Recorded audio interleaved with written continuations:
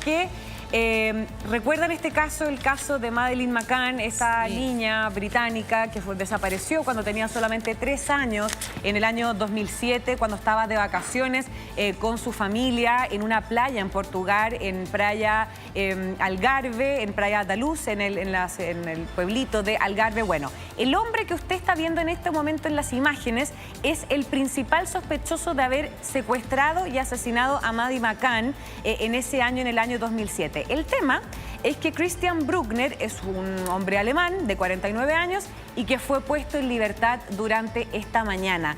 Él estaba preso por otro caso, por un caso que ocurrió en el año 2006 en el que violó y abusó de una adulta mayor estadounidense. Por ese caso, él fue condenado a 7 años de prisión, a estar 7 años recluido, y estaba cumpliendo esa condena. El tema es que ahora es liberado, pese a ser el principal sospechoso e imputado por la policía de 3 países, de la alemana, de la portuguesa y de la británica, de ser el principal sospechoso del asesinato y el secuestro de Maddie McCann. ¿Ya salió, Florencia? Ya salió. Ya está en libertad. Está en libertad. Qué duro para la familia, qué tremendo, qué día más triste. Yo creo que, bueno, para la comunidad mundial que se ha visto desde el año 2007, es 2007, ¿no? Sí. Estremecida por la desaparición de esta niñita, y siempre con la esperanza de encontrar algún rastro. Bueno, primero de encontrarla con vida, ¿no? Esta esperanza que poco a poco se fue apagando, después de que alguien confesara, que hubiera algún testigo, que alguien entregara algún antecedente. Pero mira, fueron errores de la policía portuguesa, después la tardanza en llegar, en abordar el lugar, y finalmente esa manchita chiquitita en su ojo, que se transforma en su principal condena, porque se hace el llamado a que cualquiera que viera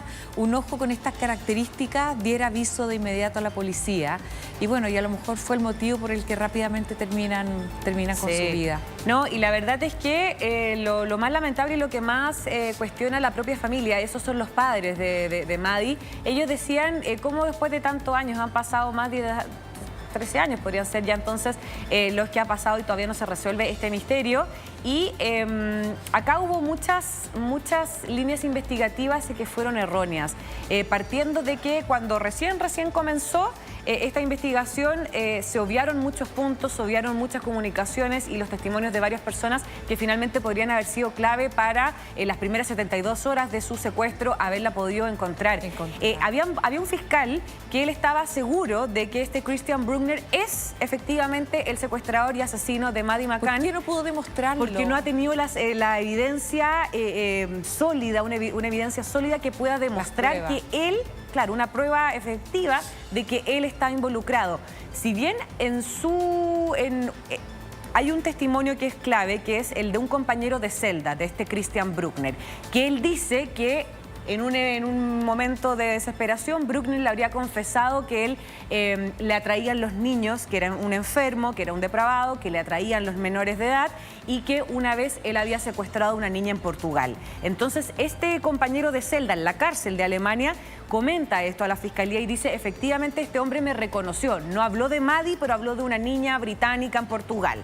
Entonces, pero ese testimonio se suma a otro más. A otros más. A otro más de otro que se habla de él como un socio, ¿no? Que era un delincuente que robaba, que entraba a casa. Bueno, que también coincide. De hecho, hay una entrevista exclusiva que mostrábamos nosotros ayer, donde mencionaba justamente que temía, incluso por su vida, porque dice, estar entregando estos antecedentes hace que este hombre pueda eventualmente perseguirme, ¿no? Qué raro que los testimonios nos sirvan.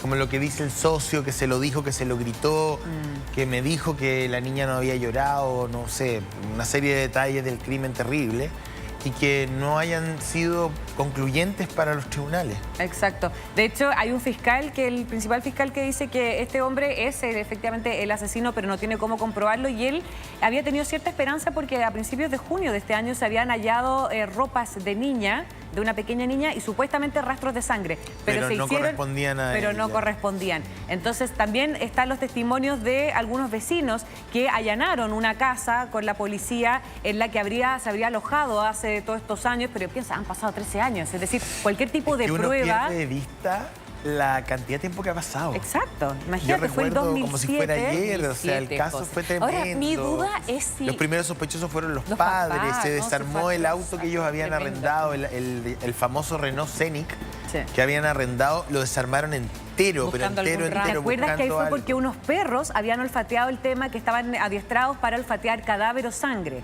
Y que finalmente los perros se lanzaron encima del auto de los papás y finalmente, después de una visita del papá a los laboratorios de la policía, se desestimó. Se desestimó esa línea investigativa. Además, el caso de Madeleine McCann alcanzó, digamos, una notoriedad mundial pocas veces vista, y me parece bien, pero la cantidad de niños desaparecidos en el mundo es brutal. De hecho, está la clásica campaña en los Estados Unidos de las cajas de leche, de la década del 80. En los aeropuertos también. En los aeropuertos, a veces en los llamados, como los telephone booths, así como en las casetas telefónicas, o incluso en las entradas de algunas multitiendas, Walmart, recuerdo, o Target, o Burlington.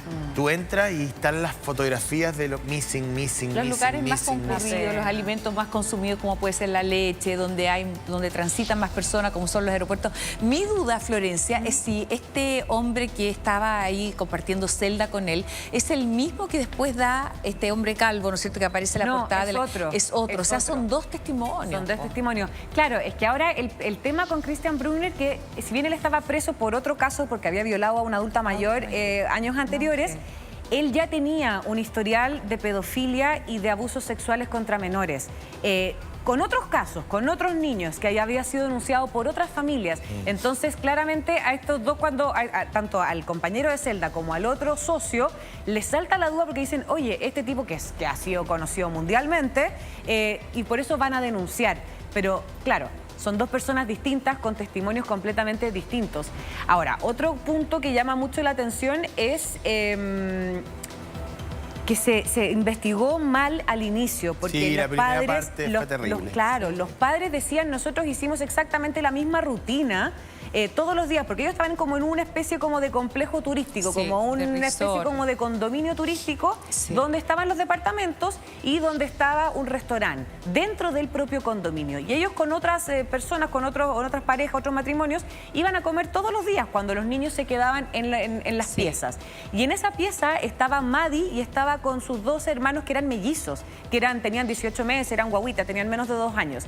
Entonces, una cosa que no se investigó era cómo si la ventana se había abierto a la fuerza, porque esa ventana daba a la calle.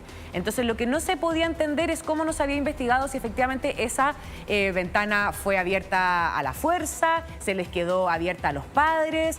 Por eso también se sospechó inicialmente de que los padres habían realizado esto por un tema de cobrar seguros, de poder cobrar un rescate. Y eso es lo que además ha generado que este tema duela tanto, no solamente para esa familia, sino que a nivel internacional, porque cada cierto tiempo además después aparecen jóvenes que creen que son Maddie. No, ha sido un calvario, una vida muy tremenda y dura a propósito de lo que ocurrió ya hace tantos años. Oye, ¿qué pasó con Bolsonaro? Lo tuvieron que internar, se descompensó. Está internado, de hecho...